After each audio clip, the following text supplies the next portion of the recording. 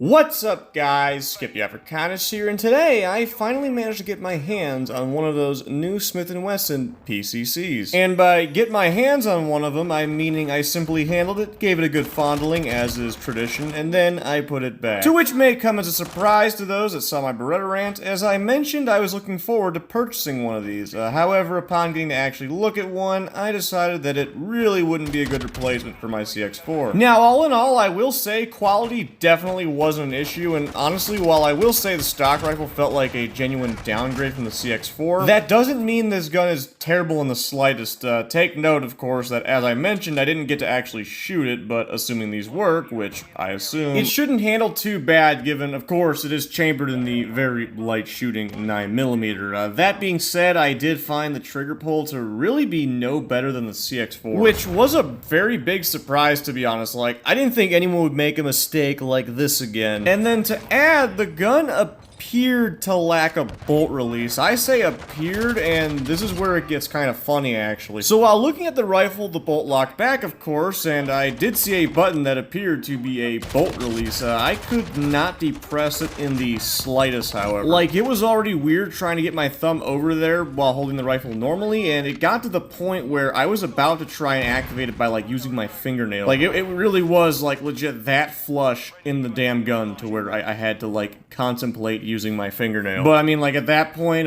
you know, I figured it had already failed. Like, if I legit have to use my fingernail to use the damn bolt release, I'm not even gonna bother, so that's what I did. I didn't even bother, and well, yeah, I just stopped fiddling with that little aspect of the gun. But what's funny about that, though, is, like, I'm confident that button was a bolt release. Like, don't get me wrong, but I'm actually slightly questioning if it really was. Yeah, I just kind of thought that was funny. But while I personally kind of don't want it, I do say kind of, because I'd like to get a second PCC as a backup for when I send my Storm in to get a trigger job. I mean, like, honestly, I might just get another Storm, to be honest, like, or even a 10mm high point, just to play around with 10mm. I think that'd be pretty cool, but I kind of don't want to pay $400 for a high point. But anyways, while as mentioned, I kind of don't want it. I will say that these handled very nicely, and again, felt like a very, very quality built gun. Like, people were mentioning that these were just a, like, sub 2,000 copies, and while that does seem to be the case, there is a world of difference between these two guns. I mean, I compared it to some sub 2000s around the shelf, and the quality difference alone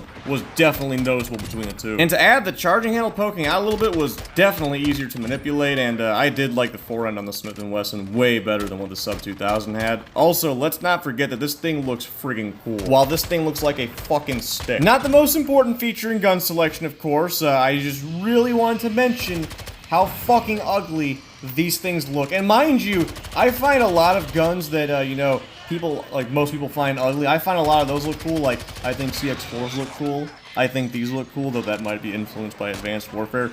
But, yeah, you know, the sub 2000, this thing genuinely brings me pure disgust looking at it. Again, not the most important feature. I just really wanted to mention that when discussing the sub 2000. But yeah, as mentioned, these guns don't seem bad in the slightest. I just don't feel like I'll be picking one up anytime soon.